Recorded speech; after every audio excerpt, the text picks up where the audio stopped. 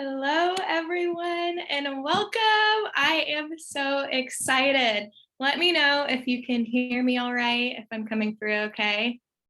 Can you hear me? Okay, good. Thank you. Welcome, everyone. I am so excited for our sensory trauma and ADHD workshop. If you were with me last year, first off, let me know in the chat if you're joining for a second round. And also, what I have prepared for you today is completely new. There's like one little part that you'll recognize from last year's session, but other than that, it's a completely new experience. A lot of new just from my own trauma trainings that I've been doing, that I've been continuing. So we're just going to be diving deeper, especially into that trauma side today. And it's very important connection between sensory and trauma. I'm just going to give everyone just 1 to 2 more minutes to get in. But let me know also where you're watching from. I don't know if anybody else is from the South or experienced that storm last night. Woke me up around, I think it was like 2 or 3 a.m. It was like one of the craziest storms that I have lived through. I was like constantly checking the radar because it sounded like there was a tornado outside, even though like we weren't getting any warnings or anything in the weather. But my dog and I were like cuddle up in bed last night, up for about an hour through the loud, intense thunder and wind. But yeah, so we have from Florida, we have from Oman, that's amazing, in South Africa. Hello, everyone. Also, let me know if you are a fellow neurodivergent, an ADHDer, if you're a parent to a little sensory kiddo, if you're a therapist, teacher, also what brings you here today. And also, as all my reminders, my first reminder is if you have any questions, any thoughts, any aha moments, anything like that that pops up during the workshop, jot it down in the chat because we'll get to those at the end as well. But welcome, everyone. I am so excited to have you all. And okay, so we will go ahead and get started. My goal is to have you all, it won't be more than an hour and 30 minutes. I like to personally, being an ADHDer myself, that is about my sweet spot of time for presentations.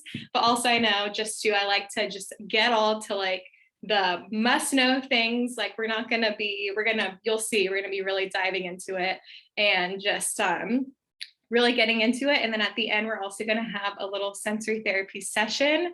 So that is something to look forward to. We'll do a little sensory therapy healing at the end. And we will go ahead. I am recording. Have to put that reminder in for myself because I tend to forget sometimes. But welcome. Okay, so sensory trauma ADHD masterclass. If you were not able to watch last year's masterclass, which I highly recommend, it goes, I would say, a lot more into the ADHD side. I feel like we're going to spend a lot more time talking about sensory and trauma specifically. We'll still get into ADHD as well and still make that connection. But if you are interested in that, send me a message either to my Instagram, just DM me on Instagram, or email me at kelsey@sensorytherapist.org. And I can show you how to enroll in last year's masterclass. So just a little intro for those of you that this is your first time doing a masterclass, a workshop, anything like that with me. So hello, my name is Kelsey. I am a very proud ADHDer, CPTSDer, and SPDer, sensory processing disorder. And I am also a sensory certified occupational therapist, a sensory obsessed therapist. I'm sure I have some other fellow sensory obsessed therapists in here as well. So how my sensory experience really started is I started off in the pediatric OT world, which is, huge on sensory integration. That's when I learned about sensory integration. We'll get more into my story and my childhood and all of that in a little bit. But through working in pediatrics, that really led me down my own just personal healing and nervous system healing, sensory healing. And then since then, I have evolved to just being on a mission to spread this whole sensory integration, sensory therapy to the adult population. As someone whose life was saved by sensory therapy, whose life was changed forever by sensory therapy, that is like what has been just really big on my heart these last especially this past year, has been just expanding the world of sensory therapy, bringing it from just for kids, which of course, if you are a parent or if you are a pediatric therapist, all of what we're going to be talking about today is also just as important for kids as well. But also my passion, what kind of sets me apart from other sensory therapists that you may see, other sensory OTs, is my passion for adding that trauma-based approach into sensory therapy, which after today, you're going to see why it's vital. I feel like it is such an integral part of sensory therapy that all the time just gets left out as well. And so you'll see why it's so important. I'm also a self-development junkie, all the self-help books. If you have any recommendations, any self-help, those kind of books, recommendations, send them my way, send them in the chat.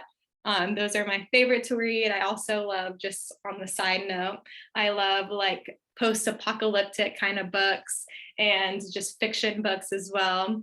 But I'm also trauma trained, somatic trained, listening therapy trained, ILS specifically, integrated listening systems, breathwork trained. I'm a first generation Jamaican American. Both my parents were born in Jamaica, and I was born and raised in Georgia, spent a little bit of time living in Jamaica as well as DC, mostly Georgia. I live in Atlanta right now. Some of my hobbies include yoga, huge yoga junkie, love walking, dancing, hiking, camping, painting, music, decorating, all of those things to help me get into my flow state, get my regulation on.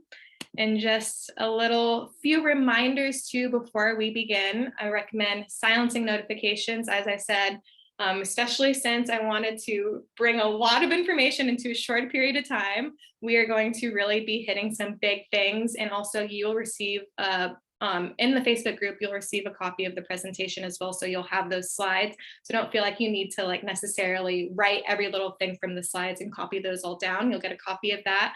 But my thing that I would recommend writing down just to keep with you are those like aha moments and those realization moments that you have. I feel like that just to go back at the end and kind of cover, because it's just going to be like at the end, it's going to be wonderful because you're going to be like, wow, that was a lot. But just to help you really soak it in and integrate it afterwards, that would be my recommendation. My next recommendation would be to blow up the chat, which I see is going already. I love to see it. Keep it coming. Any of those aha moments, any of those questions, anything at all. The thing with asking questions that I've found like happens every single time is you think you're just asking it for yourself, but really everybody else in this meeting will be able to benefit from your question when it comes to nervous system and sensory trauma, all of those things. Like we all really can learn so much from each other from, what your realizations are, questions are. So don't hesitate asking questions in the chat. So also feel free to post screenshots, post to your story. As I mentioned earlier, I feel like as you'll see, and especially learning today, how sensory, that's like one of those buzzwords, we hear about it all the time, which I'm so excited to hear and to see happening throughout social media, throughout the world, just like spreading with people from all over the world today. But the other thing that I think is so important and is such an important part of sensory therapy that I would love to just see added into sensory therapy, into parenting, into speech therapists, into teachers. I know we're all from a lot of different backgrounds and a lot of different communities to help spread that message, but is to include the trauma aspect too. And so to get the word out about sensory trauma therapy and how important that trauma aspect is as well. So thank you also for being with me on this just sensory advocacy journey, the sensory community, the sensory trauma advocacy journey.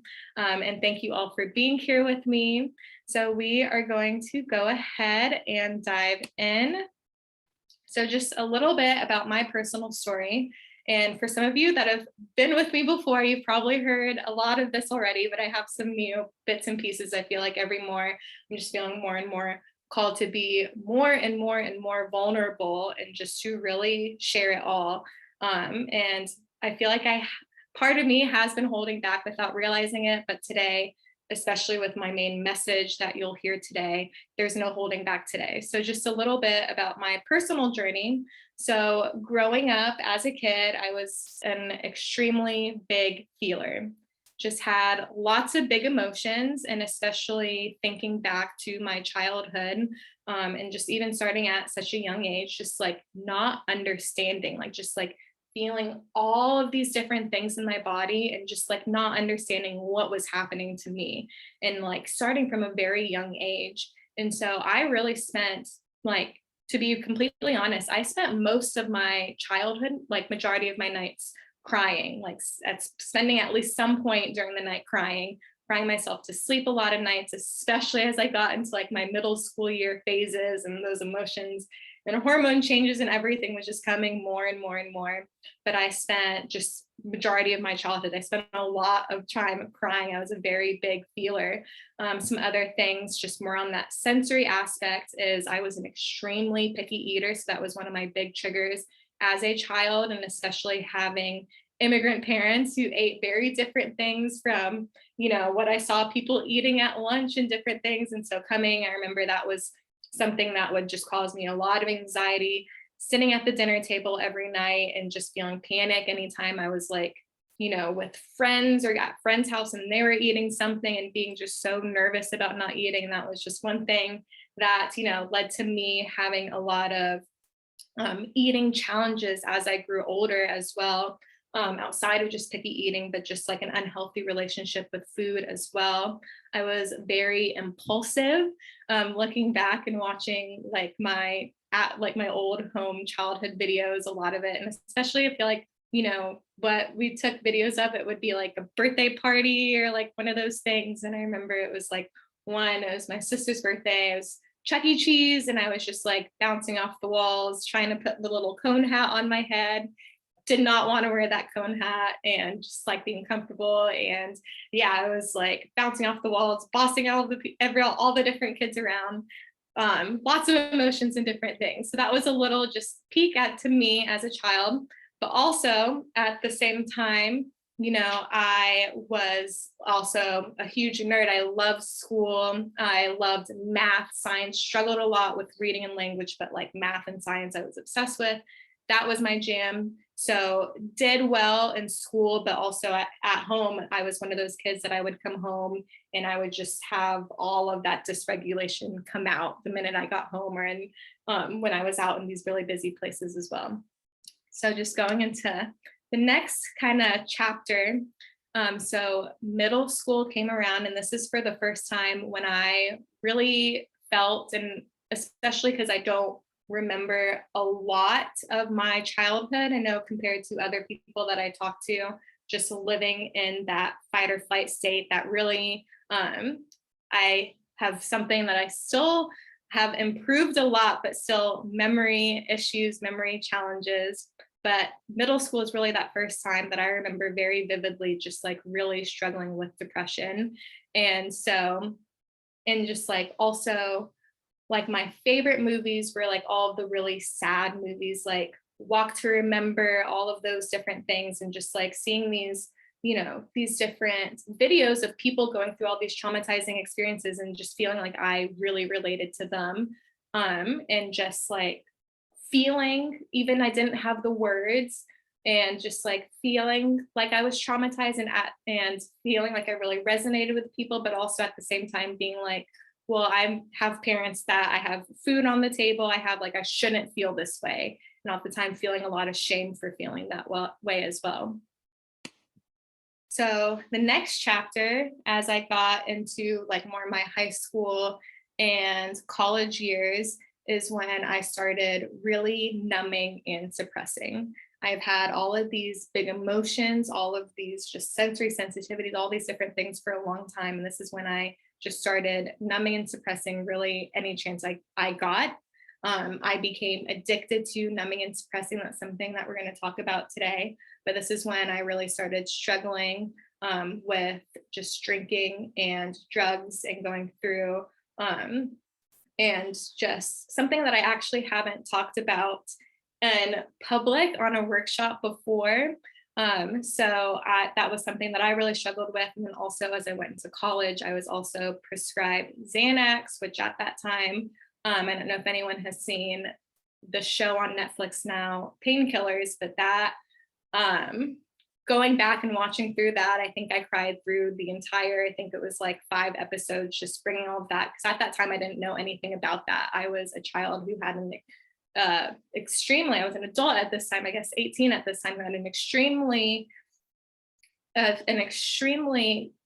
dysregulated nervous system, all these big feelings, all of these different things that I didn't understand what was happening inside my body. And so being prescribed that also led me down to where I was very lucky that I was introduced to the world of occupational therapy around that same time, and had these pivotal moments that I can see that definitely there's no way happened, like just didn't happen like coincidentally, that happened for a reason and just brought me down this path that really saved my life.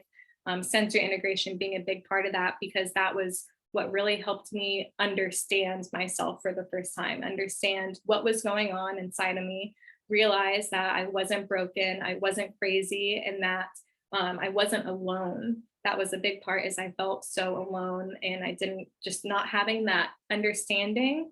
I think what's beautiful about education and like what we're going to learn today and about all the sensory training is our brain likes to understand patterns. Like we love hearing about patterns, and just because it helps to put it into like a very easy to understand sense. So by having all of those different labels, those explanations, like that's fight state, that's sensory overload, that's sensory sensitivity, all of those things were very empowering and really ended up helping to save my life. And so a big part of also just going through all of that, and especially when I was a young child, and just like feeling traumatized and feeling just all of these, like I had been through so much, but also according to society, feeling like I shouldn't feel that way because I didn't meet like their definition, their criteria of trauma. Like trauma, thinking of these big T trauma, and just thinking that, okay, well, my life hasn't been that bad according to society, so I shouldn't feel that way. And so I see this same mistake happening in today's society. And just I want to talk about, and also just we're going to see just the harm that comes from this downplaying mindset, this downplaying what it's like to have these sensory sensitivities and to live with a sensory sensitive nervous system, especially in a very sensory overloading world, and a world that doesn't understand sensory sensitivity as well. And so even just for an example, and I know this is one that I see so often, and there's lots of different examples, and I'll probably have a few more examples that pop up, but one that came to mind was one of the clinics I was working at, I started seeing a child at a different school.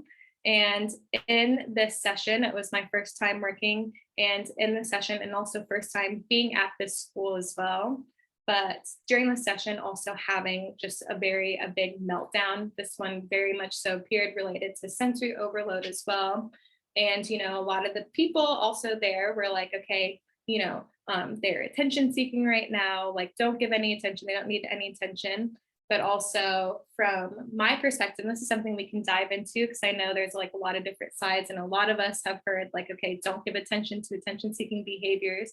But from the trauma perspective, and just seeing that, okay, they're clearly going through a very traumatic experience. If that we saw, someone who had just experienced a car accident, like what kind of empathy would we give them? How would we be treating them differently? And so remembering that that's exactly what happened at that time, and what they really need and what they're really craving is that empathy, someone to see just how much they're feeling and have that empathy giving back that care. So we're going to get into more about that, and also like really what that means, and dive into that a little bit more.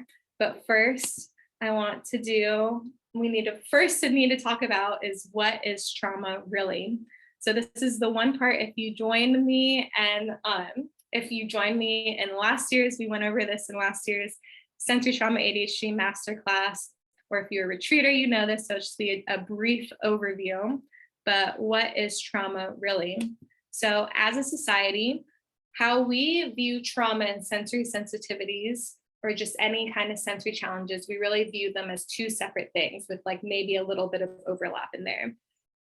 And so also where ADHD comes into the equation is what ADHD really is under the sensory processing spectrum. So this is one where I went into a lot of detail in last year's masterclass, something that I'm not going to be going into as much detail today. So if you're interested, again, DM me, email me, and I'll send you the information to enroll for that. But ADHD, if you think about what ADHD is it's all related to sensory sensitivities, difficulty focusing related to your visual sense. All of the hyperactivity has a lot of relation to our vestibular sense, of difficulty listening, the auditory processing difficulties, again, related to our hearing, the auditory sense. So ADHD, what ADHD is, it is sensory. ADHD is sensory. So when we look at these, just knowing that ADHD falls under that category. And so how we view these things, again, we view these things as really, I should have ADHD as it's separate down here. We view them as three separate things. But the truth is that they are all related. They're all the same. They're all under the same category. And I'm going to explain this and break this down too. But sensory sensitivities is trauma, and trauma is sensory sensitivities as well. So if you think about sensory sensitivities, what happens when we are triggered, when our senses are triggered? That creates, causes a trauma response. So what that shows us, and like when you learn sensory processing, what that shows us is that what's happening when we have sensitive senses, all the sensory input coming in from the outside is getting processed as trauma in our bodies. It's getting processed by creating those trauma responses. Our bodies is treating these different sensory triggers as trauma. And so it goes also both ways, that trauma also creates sensory sensitivities as well. And so we're going to look at, or what I mean by that as well, is whenever we experience trauma, what happens is that the memory of the events gets stored in our senses. Like a lot of times, our conscious memory, as a self-defense mechanism, we will push out a lot of the details. That is why, like, especially after traumatic events, and especially like when police are meeting with someone after an event, first off, they want to do it pretty quickly because they know that their memory will be very skewed the longer that you wait. But also knowing that, like, thinking back to traumatic memory, like, it leaves, like, it's blurry. Like, if you think back to anything, like, it's not like we're remembering, a happy event that we were, our past vacation or different memory. Like, our conscious memory will block a lot of it out as a way to protect us, to protect our mental health, to protect our mind. But also, as that same defense mechanism, what's happening is that our senses, the memory is getting stored in our senses. And so that is why we will walk somewhere, and maybe it'll be the sound of someone's voice reminds us of someone else, something else. And we won't be able to pinpoint at the time that that was actually the trigger that made us feel anxious at that time, but it was our senses that remembered and have all of those different memories from all of those different past experiences are remembered in our senses. And so also, more proof to how trauma creates sensory sensitivities as well is that if you think about after you've been through a lot of traumatic events, you're more hypervigilant after. And what is hypervigilance? Hypervigilance is increased sensory sensitivities. And so we are more hypervigilant, therefore our senses are more sensitive, and therefore we're getting triggered more and more frequently. And so what this causes is the sensory trauma loop. And so what happens is we have sensory sensitivities causing trauma responses, getting past as trauma in our body, are getting processed as trauma. And then we have trauma creating making our senses even more sensitive, even more hypersensitive. And so it's this loop that just keeps us in this very sensitive, sensory sensitive state, getting more sensory sensitive, getting more anxious, getting more hypervigilance. And it's just this loop that without intervention just keeps us stuck in this loop. And at the same time, because both of them are playing off of each other, and it just makes it where it's getting bigger and bigger and bigger. And so just getting stuck to living in that chronic fight, flight, freeze, fawn state. So really quickly, I want you to kind of just reflect for a second if you've ever felt like you have ever felt just emotionally exhausted. If you've ever felt like you are carrying an invisible weight. If you've ever felt like you just like live through this relentless storm and you just have all of these emotional scars, these scars on your heart. If you feel like you've just been through so much, and if you feel like life just feels extra challenging for you, it feels extra heavy for you. And if just like any of these emotions or any of just hearing any of this, if you like resonate or relate to any of this at all.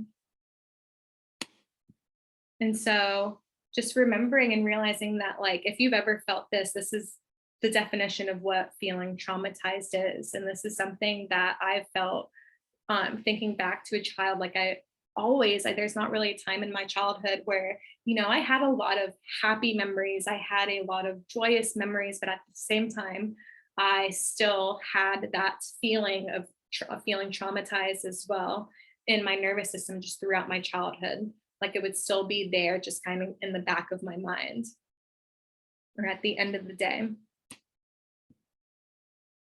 And also now I would like raise your hand if you've ever downplayed your trauma.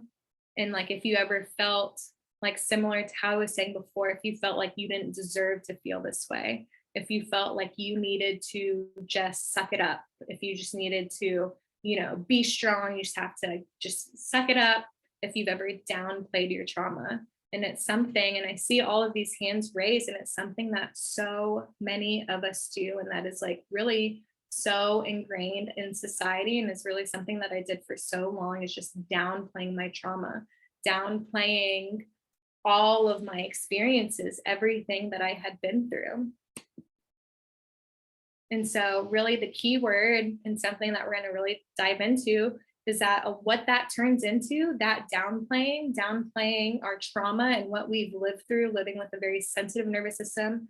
And for kids, that same thing as well, is that what that turns into is that we don't deserve to feel. So that's something that I just want you to kind of put a little like pin. We're going to get back to that, but just remember that, just like feeling like we don't deserve to feel.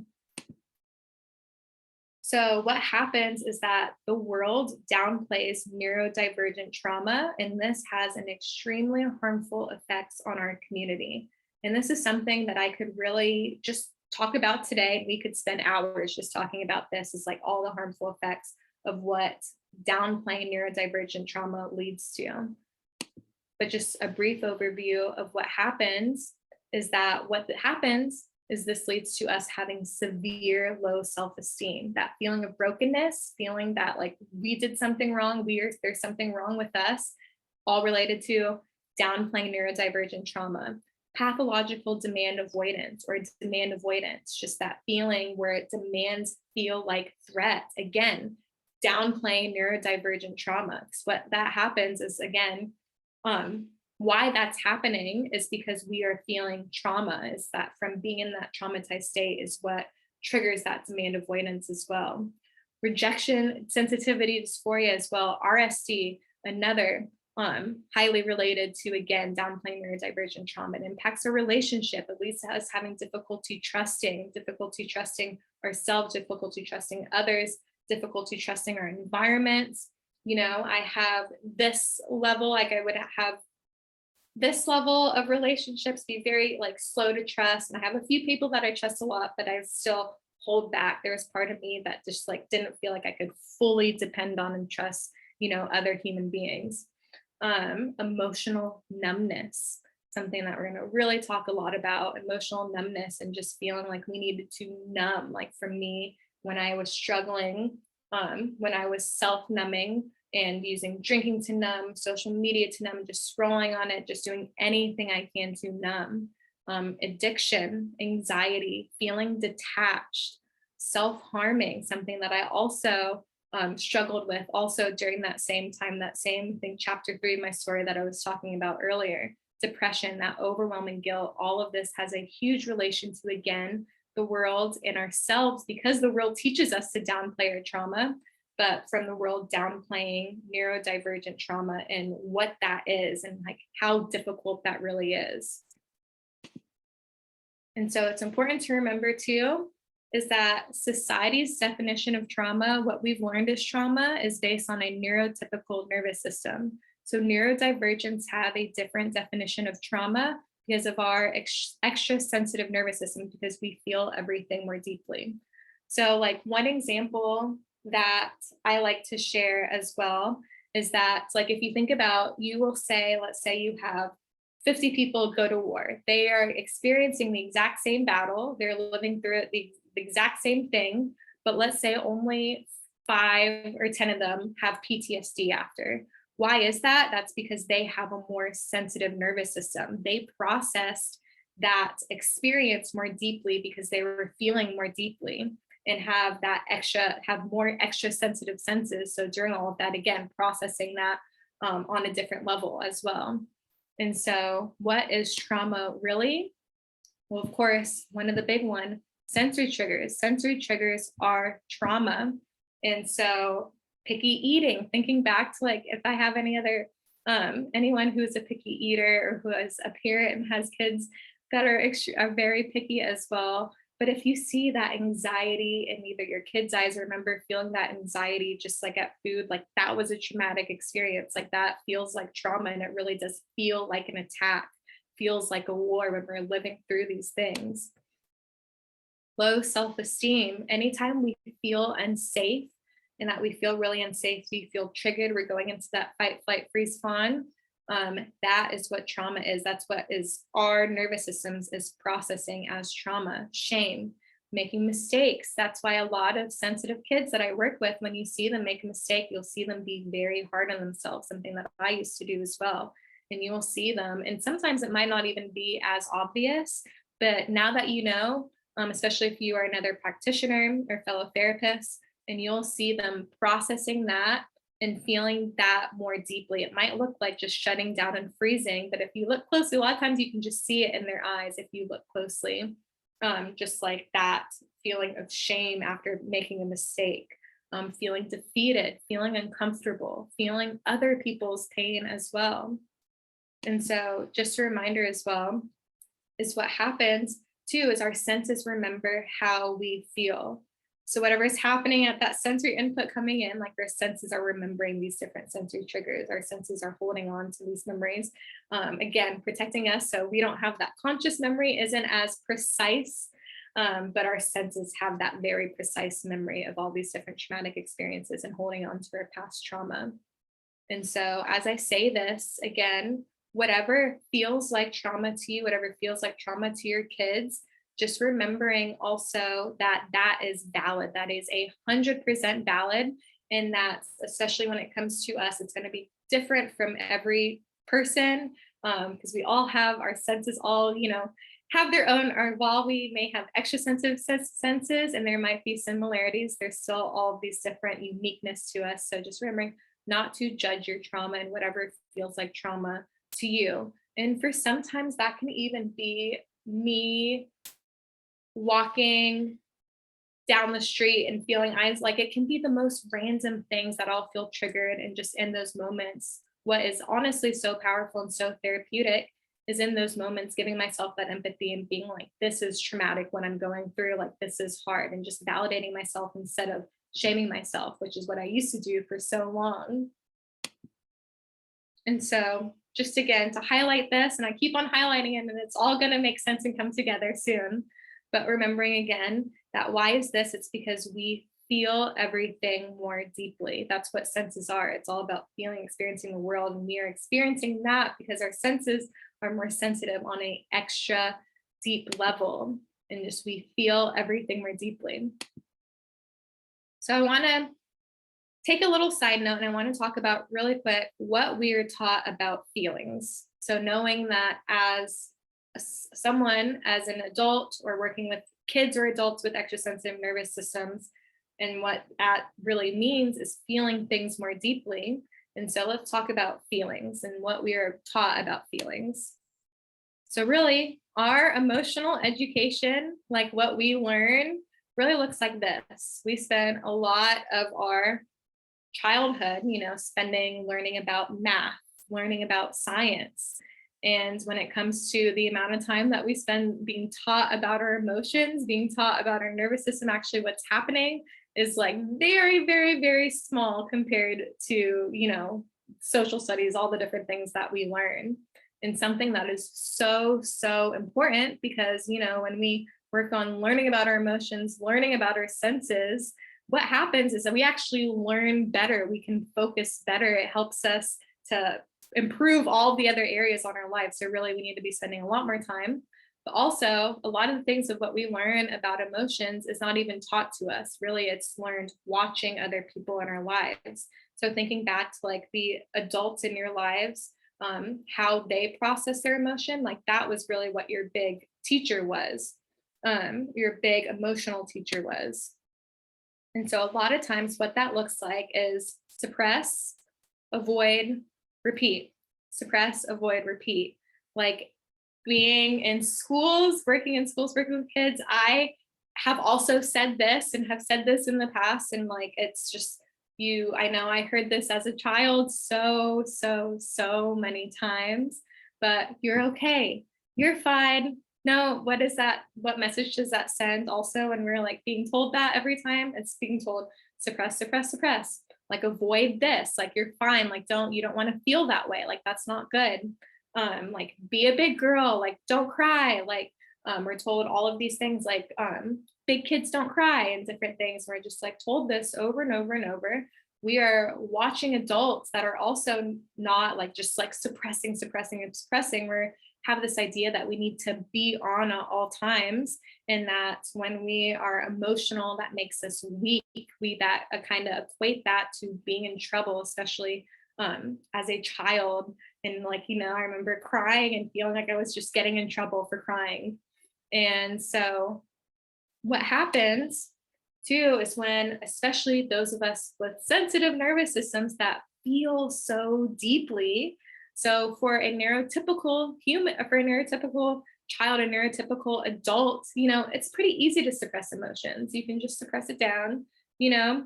But for all of us that are trying to pack all of this into that little suitcase, it is like an impossible feat, an impossible challenge that just goes to, again, make us feel more broken, make us feel like there's something wrong with us because, well, why can everybody else suppress their emotions? And why is it so difficult for me? Why do I have to do all of these extra things to suppress my emotions, like numbing, whether it's with alcohol, drugs, or different things, or social media or food, or all these different things, I have to do so much more to suppress. It takes way more energy. And 100%, Nellie, that's exactly the word. It's exhausting. It is exhausting, which is also, think about being in that freeze state and just that feeling of ADHD paralysis.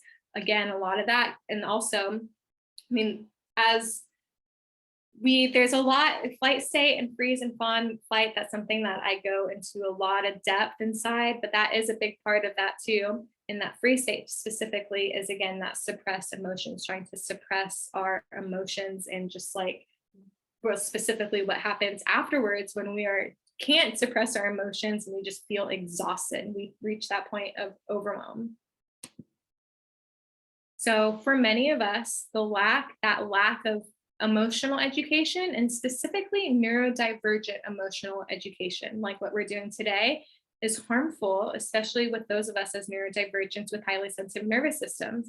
That leads to a lot of us. I'm sure there's many of us in this group that experience similar stories like me. I know for me, it's just like one of the things I think that it's important to share my story and to show others that it's not alone, and something that, especially when I was watching that Netflix documentary as well, and I'm just like thinking about all the amount of people who are also struggling with addiction that are also neurodivergent, just because we are at that greater risk because of what this incredible difficult feat of trying to suppress all of the big feelings that we're feeling in our nervous systems. So just to really dive in on what we're taught about emotions, I think it's important to spread awareness to what we're taught so we can realize like the falseness behind it. So we're taught that emotions are a sign of weakness. We're taught that emotions should be hidden. So believing that emotions should always be kept private, even to the point of denying their existence, because that's what we see everybody else doing. We think emotions should be avoided, or quote unquote negative emotions should be avoided, viewing emotions like sadness or anger as inherently negative and that there's something to be suppressed. We learned that emotions equal being in trouble. So growing up with the idea that feeling our emotions like anger, jealousy, or fear means that we are going to be in trouble or that we're doing something wrong. We gain and we learn to get this fear of feeling, like we just feeling uncomfortable feeling, and leading to us just doing more and more suppressing.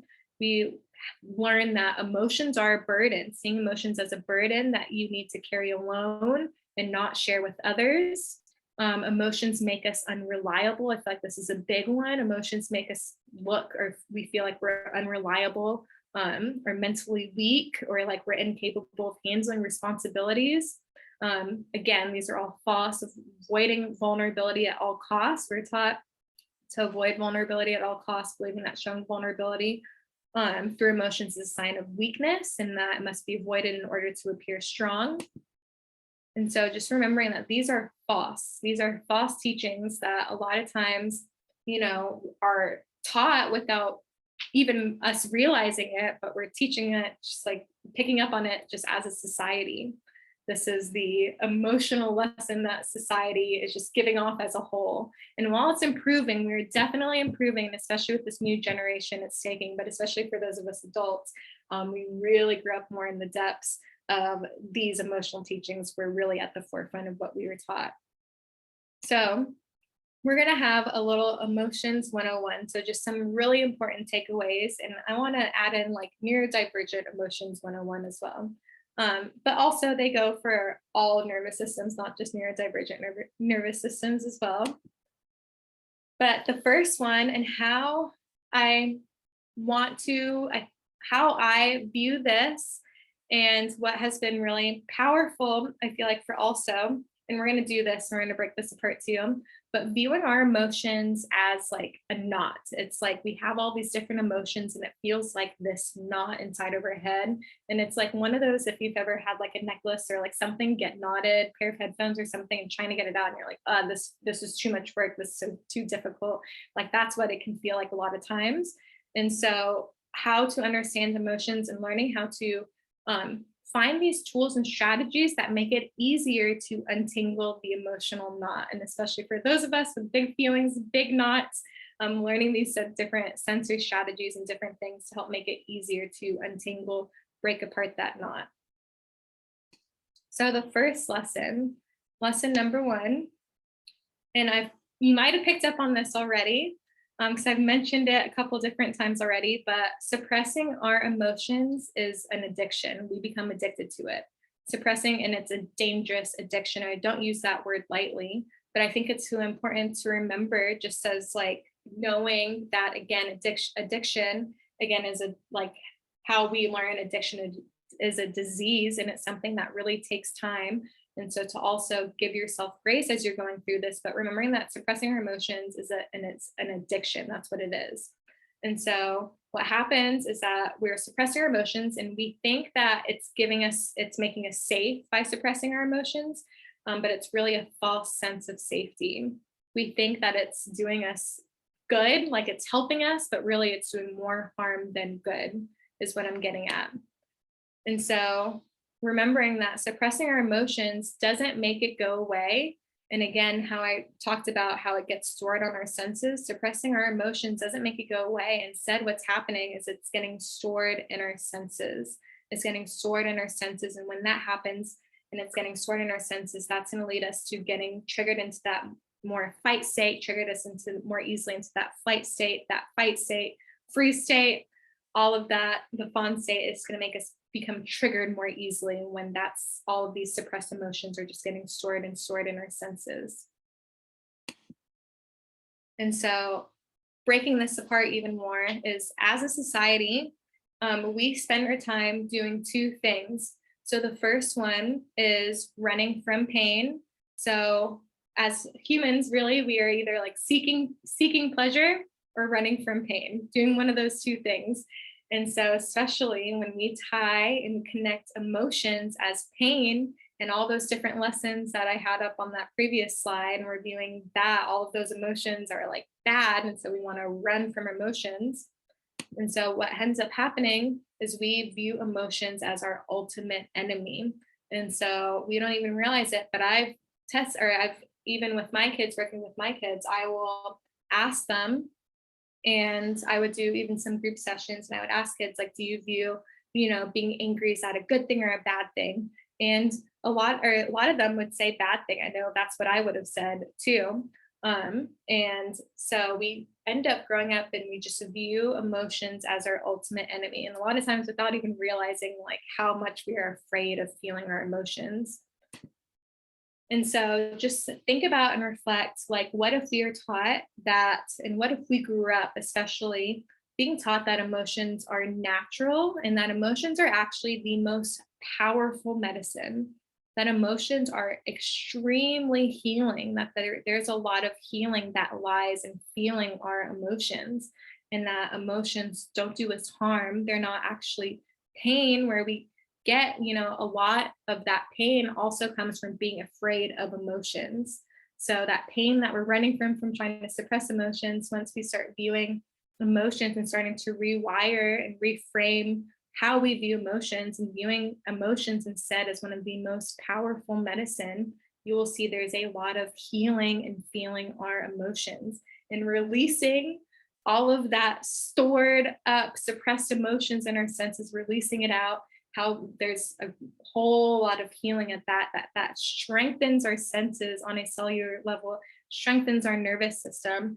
And so really that feeling our emotions is a huge sign of strength. And so also, and this goes for also just viewing now. And so whenever you feel these intense emotions now, or you see your child or your client feeling those intense emotions, knowing that what we really need in those emotions is one, remembering truly what it's like living with that sensitive nervous system and how all of these experiences, how traumatic it is. And so knowing that because of that, we are so worthy of receiving that comfort in those emotions. We're worthy of receiving love in our emotions, worthy of receiving empathy in those emotions instead of just shaming ourselves and guilting ourselves. And so the next lesson, like I just mentioned, but to summarize that, lesson number 2 is that emotions are our real hero. They're the real hero. And that emotions are really our information. They have healing messages inside those emotions. And that at the end, when we do our sensory activity, have that sensory session, we'll practice that. And that tangle knots, that once we work on untangling those, that heals our nervous system on that cellular level, on that sensory level. And so lesson number 3, and kind of like how I just mentioned, but knowing that we are highly traumatized individual. And I don't say that lightly. And I know for a lot of us, and then I tiptoed around saying this, even in the last masterclass, like I tiptoed around saying it, but I don't want to tiptoe around it anymore. And I feel just like that strong pull, especially going deeper into doing more trauma trainings recently, and especially, but I feel like this is like just if there's one thing that you get from this session, from this masterclass, just like one of those being is that we really are highly traumatized individuals.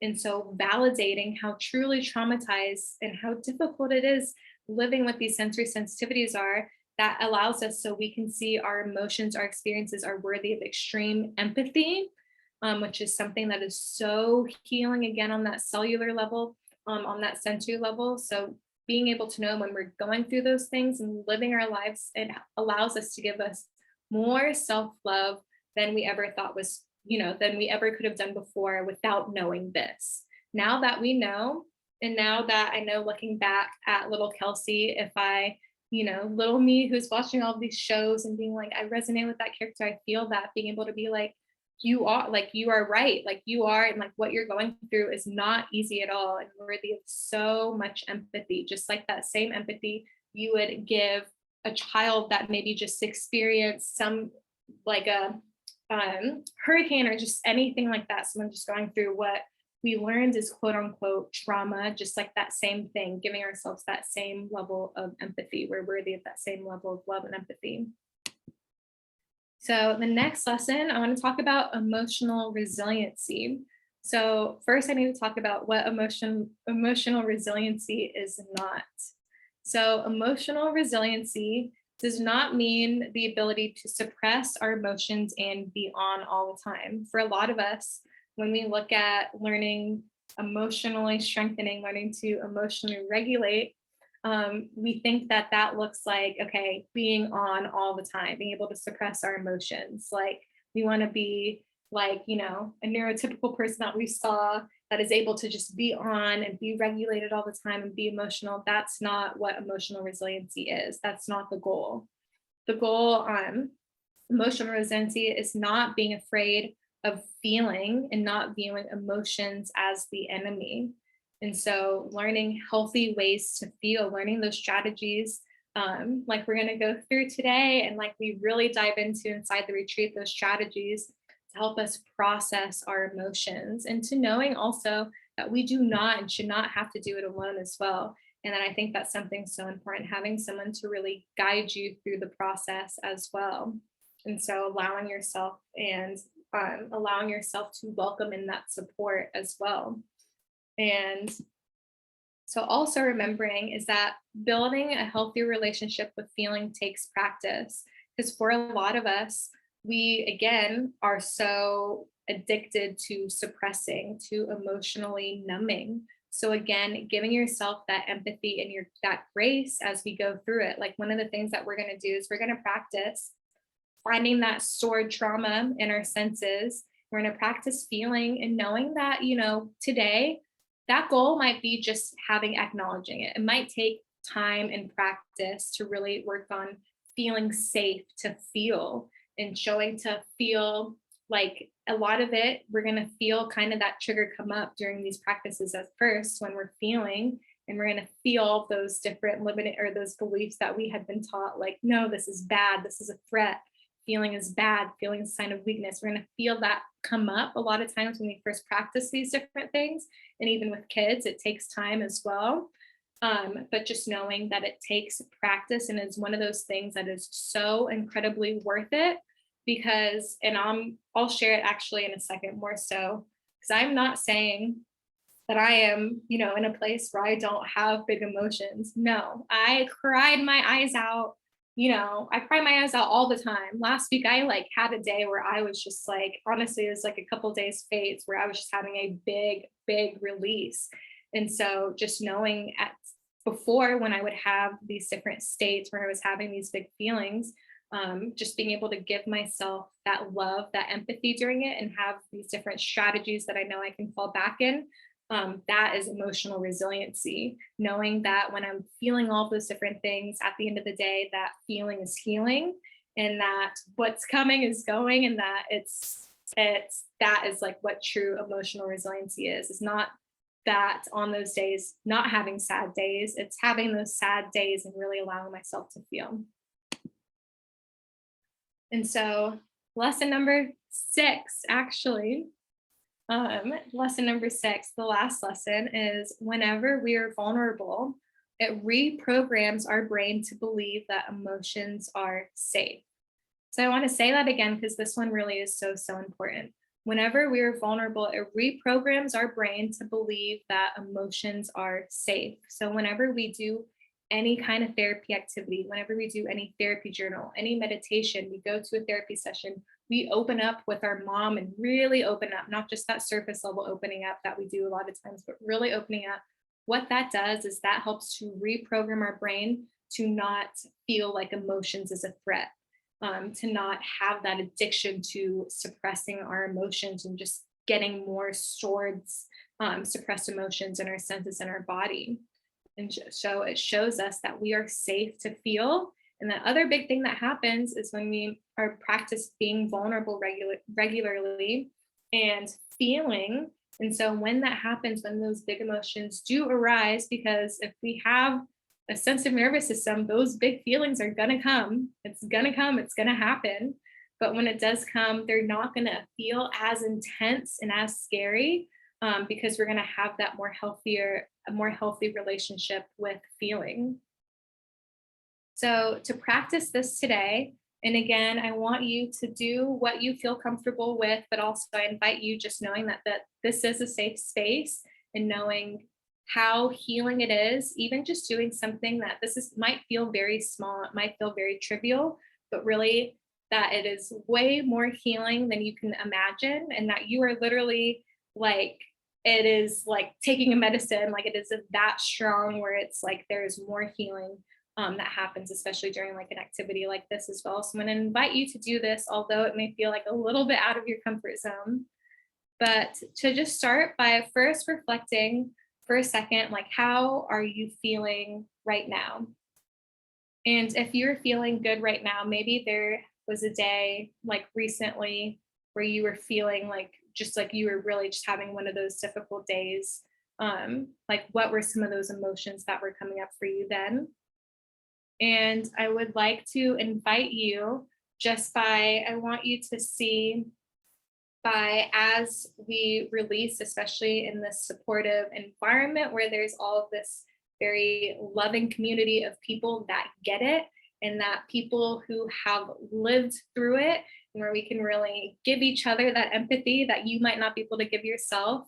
But I invite you to open up on the chat and really share that. And as we share it, just send each other love as we share what we've been struggling with. But I invite you to have that very healing moment of vulnerability here with us today, and just in the chat, sharing something that you've been struggling with, that you have. It can be anything at all, anything at all. I'll share some first. And so I'll just share a few that I wrote down yesterday. And so for me, I wrote these in terms of knots, and in the workbook that you will get in the Facebook group, at the end of this as well, it'll have some different prompts as well, specifically this one, but I wrote them in terms of knots. And so my first one, first thing that comes up, and for those of my sensory retreaters that are with me, I invite you to just kind of think like what core limiting beliefs you hear that pop up as I'm going through these as well. But the first one is, I have been feeling like a failure because I feel like I should be doing more. Like, that is a big one that tends to pop up, especially during big transitions when there's big changes in my life going on. Feeling like a failure. I feel like I am not being a good friend, being a good family member. I feel like I'm not doing a good job texting. I'm feeling a lot of shame because I feel like I'm a horrible texter and I'm not doing enough keeping up with loved ones. And you'll see kind of the train of thought as I go through this. And as it started off with just like, I'm feeling like a failure because I should be doing more, and how this goes, and each one, it like digs some, they're all kind of connected. So feeling like I'm not doing a good job keeping up with my loved ones, feeling a lot of shame. The next one that popped up, that next suppressed memory that came up, was I felt like a horrible person because I am to blame for the loss of one of my friends, who we lost touch with, and I feel responsible for that. And I feel lots of shame that I wasn't able to be there for my friend as she lost her mom, who is, I'm already want to cry, I already cried writing this, but as she lost her mom, who's also my second mom, and we grew up since we're age of 2, and I wasn't able to be there as she lost her mom to cancer. So you can go to see how just like one feeling of failure, because I feel like I should be doing more, was connected to all these suppressed emotions as we work down and down and down. Feeling like I am feeling anxious and hopeless about some personal health issues I'm having. Again, having this loved one who lost her battle to cancer. Now I'm having a lot of health issues as well. That's coming out as well. So you can see as I'm writing down the knots and I'm going through how I'm releasing all of this like suppressed trauma that is being stored in my senses in those moments, is there, even though it wasn't in my conscious memory at the time. My senses were feeling all of these different things. And so why an activity like that can be powerful, and we won't end it there as well. But I want to invite you to, if you feel comfortable, just to share one thing. It can just share something that you've been feeling a lot of lately. It can be sharing something that you feel like struggling, and just share it in the chat, just because as I share this, that sends the message that what I'm going through is worthy of empathy.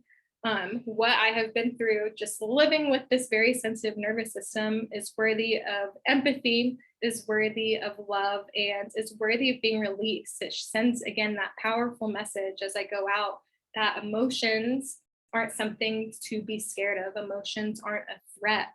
And so by sharing it and releasing it, that helps to show our senses again, to help release it from being stored in our senses, helps to rewire our brain, reprogram our brain again, that we are safe to feel and that we are safe to release instead of just suppressing and suppressing and suppressing and suppressing. And so I'm just going to give you a moment. And if you don't, I would still invite you to go through either now or when you get the workbook as well at the end, to go through that activity as well. And I want to just send you and each one of you so much love.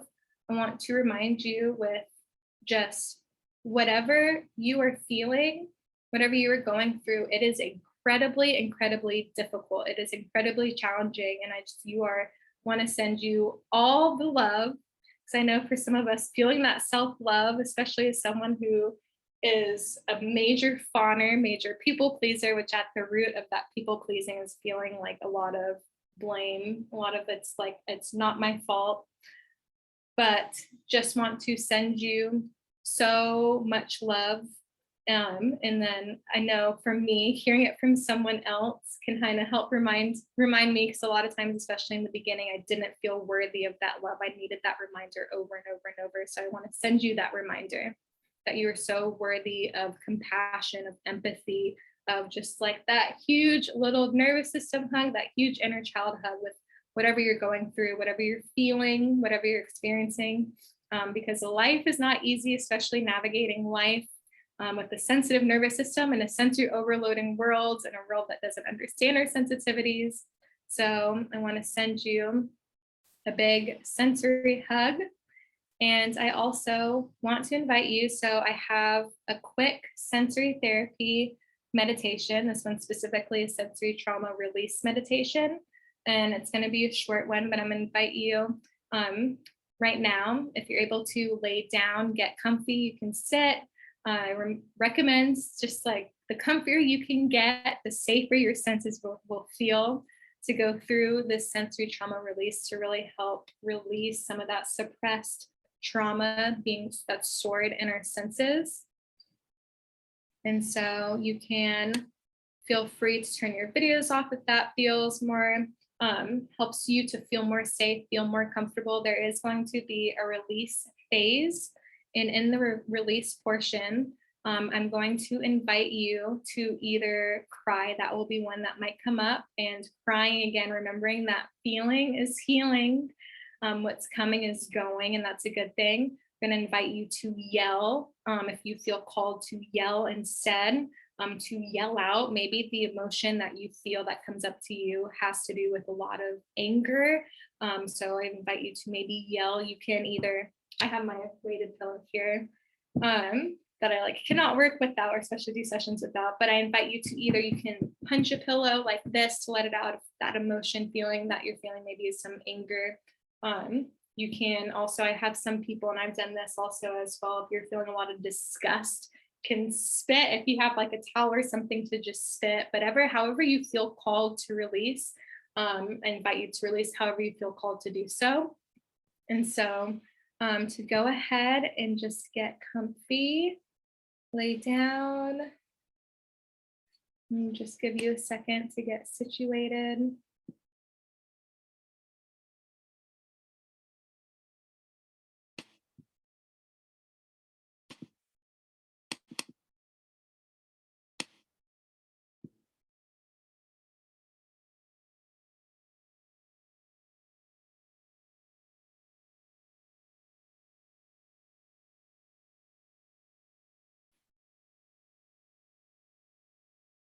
So just begin by getting comfy, just letting go, letting out any wiggles, any last little tension, just allowing your body to settle, making any wiggles or adjustments. And just starting to take some deeper breaths, bigger breaths than you've taken all day. And in each exhale, just going ahead and thinking the word release, which is going to be the main focus of our meditation.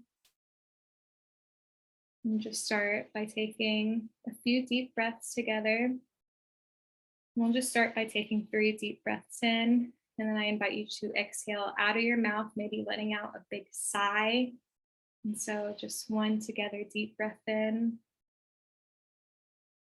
and exhale and release. Let it go. And another deep breath in together as a community.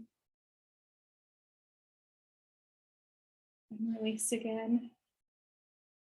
And let it all go. Maybe letting out a big sigh. And last, biggest breath that you've taken all day. Deep breath in. And let out a loud, audible sigh. And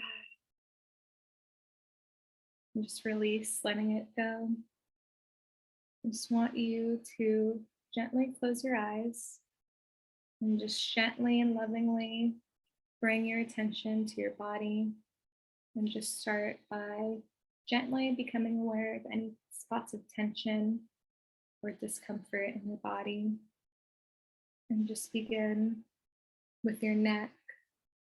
And just maybe gently rolling it around, sending some love to your neck, noticing any tension, any spots of tension, any stress being held in your neck. And just making slow, soothing movements, and just gently taking a mental note where you notice any tension or discomfort in your body as we go through this body scan. Just not judging, but simply noticing. And now shift your attention to your eyebrows. Maybe move them up and down, releasing any tension in your forehead and around your eyes. Allowing your face to soften as you notice any tension and tightness. Next, bring your focus down to your jaw, starting to gently moving it up and down or in gentle circles, releasing any tension held there. And again, just gently noticing those spots of tension.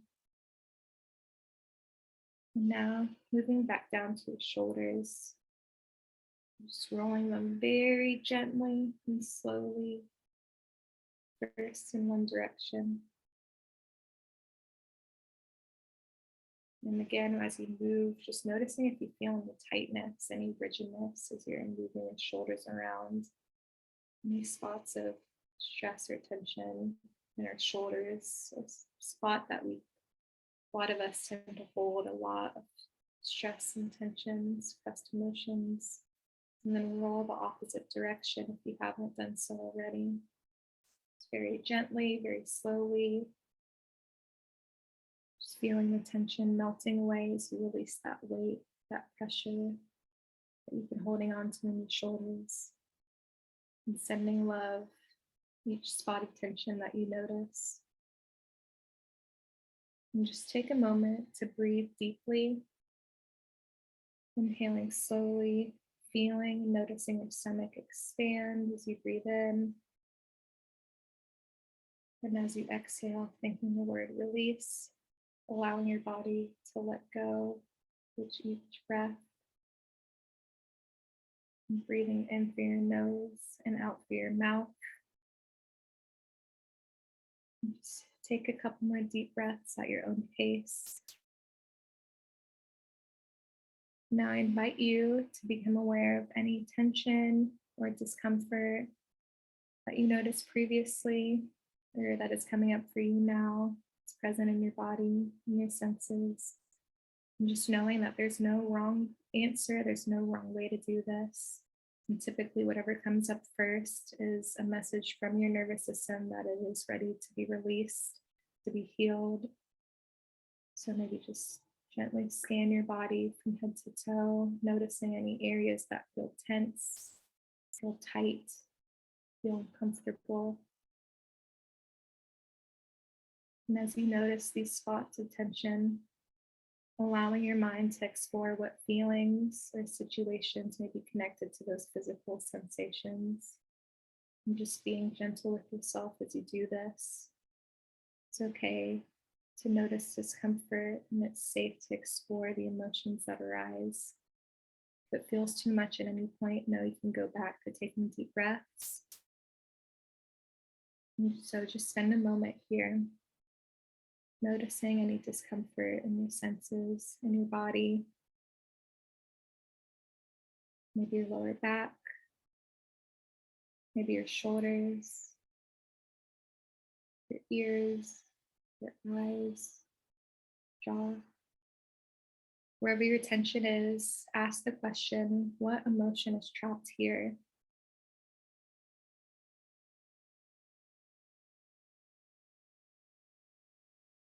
Ask yourself what current stressor in your life or maybe past memories trapped here.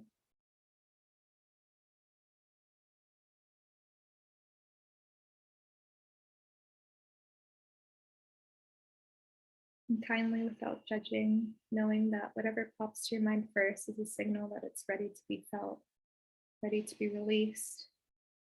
Remembering that feeling is healing.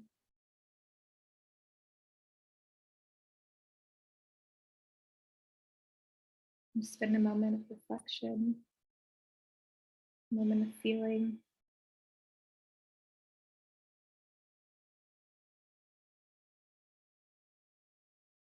Knowing you're safe to feel, and that feeling is a sign of strength and growing stronger.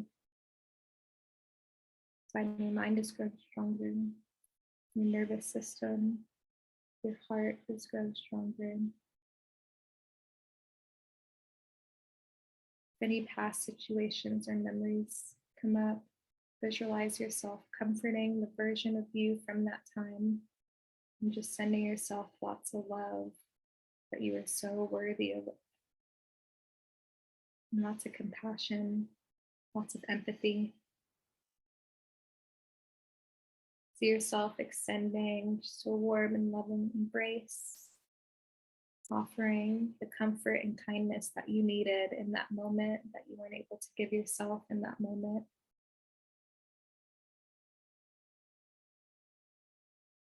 Remind yourself that you are safe to feel these emotions.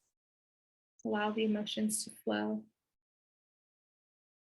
in whatever way you feel called to, knowing that you are in a safe place, in a time where you can send yourself all the love and empathy that you deserved in that moment, that you are deserving of now.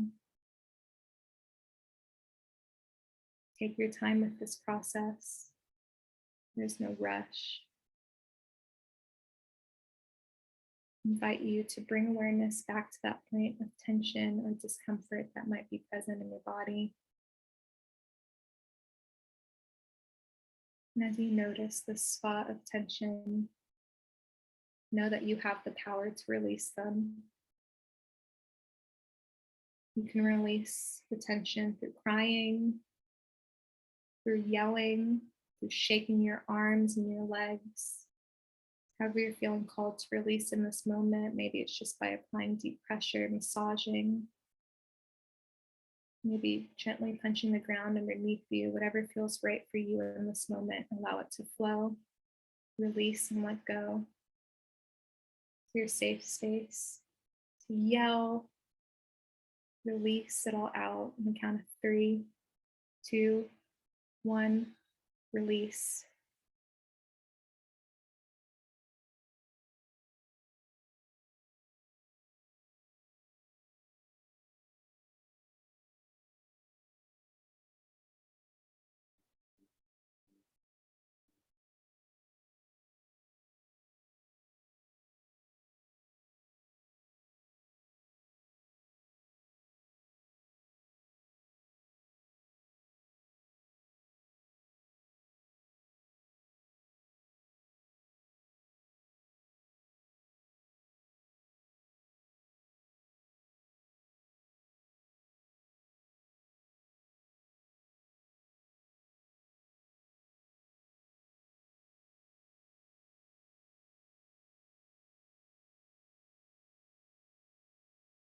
I want you to give yourself the biggest hug and spend as long as you need here Whenever you're ready, just giving yourself the biggest hug you've given. Picture yourself as a baby, giving baby you a hug, giving toddler you a hug, giving middle school you a hug, teenage you a hug, giving adult you a hug, and just sending yourself so much love. You are worthy of 1,000,000,000 times more love than you can ever imagine.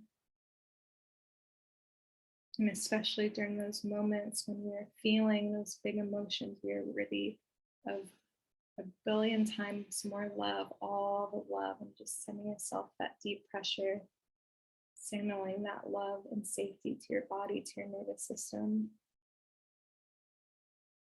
And just again, sending lots of love to yourself, to your senses. And visualize a warm golden light surrounding you, representing love and healing. Extend this light towards yourself, enveloping your entire being in a warm and loving embrace. Feel the love and compassion flowing through every cell of your body, healing every cell in your body. Now turn your attention to your senses, these precious gifts that allow you to experience the world around you, sending them love and gratitude for their role in your life, for keeping you alive. And feel that love radiating from your heart. Feel your heartbeat. Put your hands on your heartbeat and feel your heartbeat. Feel that healing love, that healing empathy, healing your wounds, healing your trauma, nurturing your senses, and just feeling and embracing that deep sense of appreciation for your body, your senses, your ability to perceive the world. And as you hold space for these emotions, affirm to yourself, I'm safe, I'm deserving of healing, I am allowed to release, I'm allowed to let go. And feel the weight of these emotions gradually lifting off your shoulders, dissolving into the air. Embrace the truth that you are deserving of love, understanding, and forgiveness. Take your time in the space of love and healing. Whenever you're ready, gently open your eyes and welcome back. You can take as long as you need. If you have any water, get some water, nourish your body. Just remember to be very gentle with yourself, especially after a big release. You might still feel some more to be released afterwards. And again, just with release, the number one rule always, and again, there's no wrong way to do it, but the number one rule always is to release with love, giving yourself that love, that validation that we talked about and went through. And so if you feel called to share how that felt, how that release felt, let me know how that was for you. You might need a second, a little bit longer too. You can email me, let me know after as well. And after this, again, just to continue, maybe doing some gentle movements would be another recommendation, some deep pressure specifically. Maybe hanging with your legs up the wall, maybe just hanging upside down, giving yourself some deep pressure compressions just to help integrate all of that sensory input, all of that release trauma that we just helped get up off of our senses, even doing the body scan and all of that, just to help really integrate all of that. For my retreaters, you really know what I mean by processing all of that sensory input. And so just remembering to give yourself all of that love, especially just to help really integrate, to help complete that integration process, that release process. And so just to also end with the part 2 of my sensory journey, because I know sharing all about my part 1, I want to show just what is possible, because for a long time I really didn't think that there was healing possible for me. I really just thought that anxiety was just going to be something that I would live with for forever, that the anger, all of that anger that I felt, that fight state, I was just going to be something that I lived through forever, the depression. And so just showing part 2 of my journey and starting from the beginning a little bit, what started. So learning about sensory integration started really this self-love journey. It really helps to ignite that self-love journey after learning about sensory processing for the first time. And so I learned about sensory and just seeing with my kids and getting to see and work with them and be like, I do that too. Like working on whether it's like picky eating and feeding with my kids and being like, I used to do the same way, playing games, going through all of that, just seeing myself in this all new light really helped to just kickstart this newfound love for myself that I really had never experienced before. And so, as a lot of those kind of more holistic journeys, which sensory therapy is very much a holistic one, but I got into the outdoors, the nature, the hiking. That's one of my backpacking adventures. Black Balsam Knob, if you're anywhere near North Carolina, one of my all-time favorite camping. And then love of yoga. I ended up graduating from college, which looking back, and I know I didn't even get to like that side of the story, but the fact that I was able to graduate from college, I didn't think I would make it past freshman year. And especially looking back, I very easily could not have made it past my freshman year. And so graduated from college and then later graduating from OT, and now being just having the same amount of emotions as I did back then, but having that much more healthier relationship with my emotions and just having this newfound trust for the world and this excitement for living, this newfound energy from learning how to navigate ADHD paralysis, free state, all of those different things. So I just want to show this and highlight this just so you can know what is possible for you, possible for your kids, possible for your clients, and that the sensory trauma therapy is worth it. It is so, so, so important. And just again, thank you for being on that sensory advocacy journey with me, because I know you're going to take it into your own communities, help me spread the message. So it takes a village. And I also want to invite you to my sensory therapy retreat. So this is my signature membership. It is my only offering right now. This has been my love, my passion. If you know me, I've had lots of different courses, and this is it. Knowledge is power. As you can see, after learning all the things that you've learned today, you won't be able to experience life the same things. Like knowledge is power. Our brains want that understanding. They need it told in us in like a nice specific way to guide us through the steps, to give us a name for what is happening. And so just knowing that knowledge is power, knowledge is healing, and sensory trainings is really one of the most important things. Sensory trauma trainings, whether you are a neurodivergent adult for yourself, whether you are a practitioner, an OT, you are a teacher, this sensory training really is for everyone. This is a sensory training that you can apply for kids, you can apply with your teenage clients, you can apply with your adult clients, you can apply for yourself. My personal belief is that especially for those of us therapists, it's important to experience it ourselves so we can understand on that personal level. Having, like, I know for a lot of us, maybe you've taken courses where it's just like you're learning about it, you're reading a textbook, it's very like that lecture style, but being able to really apply it, that application is what is so, so important. That's why it is all in one. It's a course to help fellow neurodivergent sensitive souls, and it's also a course to help you get that sensory training. So you're learning the same thing. You're learning that practitioner level of sensory integration, that sensory knowledge, that sensory trauma knowledge, especially as this one is very, as you can see, my sensory approach is very heavy in that trauma-based approach as well. And so a little bit about what the membership looks like. So we have a live workshops every month on a lot of wonderful topics like burnout, demand avoidance. We have people pleasing. We have lots of different workshops, which you have access to that.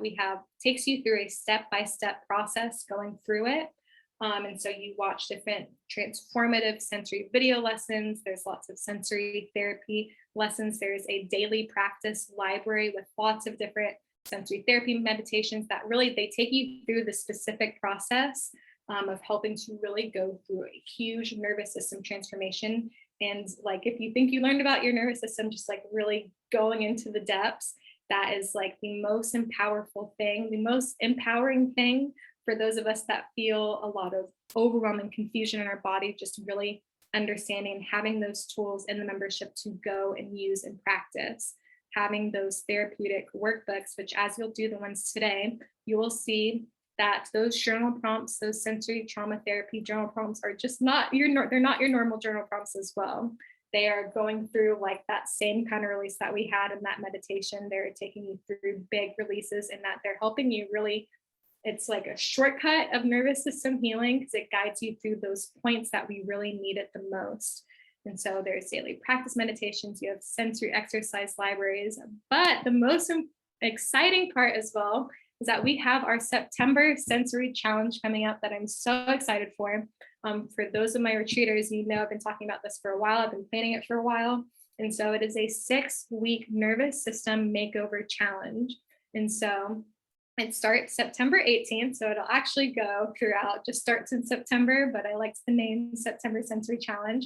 But it'll take you through a specific protocol to really do huge nervous system transformation, huge reboot during these 6 weeks. And it's going to be very specific. That the program is very step-by-step, but this is going to be where it's a very specific protocol. Of course, it's going to be baby step challenge or baby step style. So it's going to take you through a process that won't feel overwhelming. It'll feel very comforting and empowering.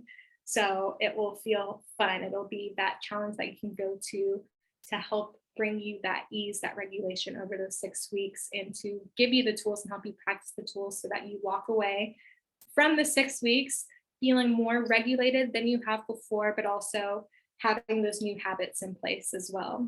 And so that starts also September 19th. Actually, I think I said the 18th earlier, but also it is 20% off for the next week as well. So I'll send you the code. You'll get an email with the code also inside the Facebook group where you'll receive the workbook as well. So you'll receive the code for 20% off your first month. And so again, I want to thank you for joining me and for bringing the energy. I felt the energy in the community and I appreciate it because y'all really brought the love today. If you have any questions, jot it down in the chat. Let me know if you have any questions. I'm going to try to scroll back and see if I have any questions back that I missed from earlier. If you have any questions following, also our Facebook group is open, so you can also jot a comment down in the Facebook group as well. And I'm going to hang on here for just a few minutes longer. So if you have any questions, feel free to raise your hand if you want to talk in person, or if you want to also jot it down in the chat, whatever feels more comfortable. I'm going to stop the recording here.